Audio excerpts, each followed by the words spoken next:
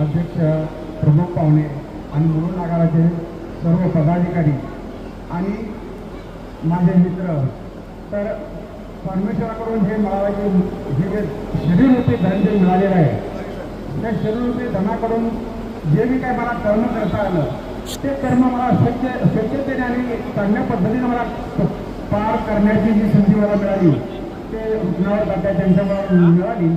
आणि सर्वात महत्त्वाचं जर म्हणण्याचं म्हटलं तर एखादा गुरु आपल्या शिष्याला माफ करतो, कारण माझा शिष्य आहे. एखादा आईवडील पण म्हणतो की हा माझा मुलगा मी त्याला माफ करतो. मित्र पण म्हणतील की कदाचित माझा मित्र मी याला माफ करीन, पण बंधनं कर्म हे कधी कोणाला माफ करत नाही. मी फक्त कर्माला जास्त घाबरतो.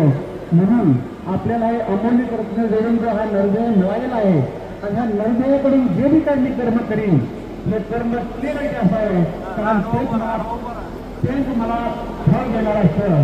कर्माचे फळ फार पवित्र असतं आणि कठोर पण असतं. मग माझं कर्म कसं आहे त्यानुसार ते फळ ठरत असतं. तर मित्रांनो, आपल्या साधू संतांनी लिहून ठेवलेलं आहे, हे दुनिया भटकण्याची जरूरत नाही. मित्रांनो, 2 शब्दावरती मी रजा घेतो. धन्यवाद.